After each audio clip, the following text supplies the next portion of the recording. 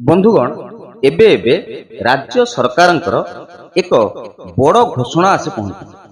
राज्य सरकार आसंता 3 दिन राज्यर समस्त विद्यालय गुड़ी छुट्टी घोषणा कर 3 दिन बंद रहिबो राज्यर सबु स्कूल। ग्रीष्म प्रवाह और तापमात्रा वृद्धि सरकारंकर यह हेउची एक बड़ निष्पत्ति। एप्रिल मास 18 तारिख रु 20 तारिख जाए अर्थात एप्रिल मास 18 तारिख 19 तारिख एवं 20 तारिख यही 3 दिन राज्यर समस्त सरकारी अनुदान प्राप्त एवं बेसरकारी विद्यालय बंद रही। आपण माने जानती सारा राज्य रे प्रबल ग्रीष्म प्रवाह हेउथिला बेले एभली स्थिति आसंता 3 दिन धरी लागि रहिबो बोली पाणीपाग विभाग पक्षरु आकलन करा जायछि। एहिभଳି एकाधिक जिल्ला रे तापमात्रा 40 डिग्री उपरे रहिबो एपरिकी 45 डिग्री छुइबो बोली मध्य आकलन करा जायछि।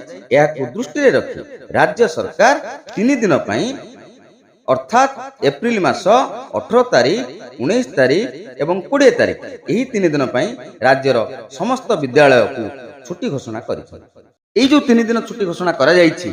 3 दिन कौन छात्र छात्री विद्यालय को आसबे नहीं, विद्यालय संपूर्ण बंद रहिबो।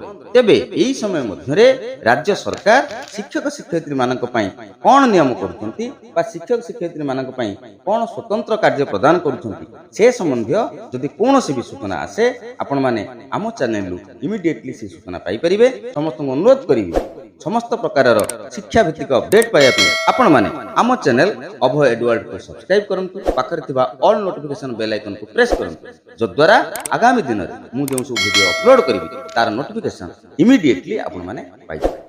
आशा करूची ए सूचनाटी निश्चित भाव में आपण मान उपयोगी हेतिबो। हृदय गोटे लाइक करिवे एवं एही वीडियो को बहु मात्रा रे अन्य शिक्षक शिक्षयित्री अभिभावक मंडली एवं छात्र छात्री को शेयर करिवे, जद्वारा सेमाने मध्य आसंता एप्रिल मास 18 तारिख 19 तारिख 20 तारिख यही 3 दिन राज्य सरकार विद्यालय छुट्टी घोषणा संबंधी सूचनाटी सेमाने जानि पारिबे।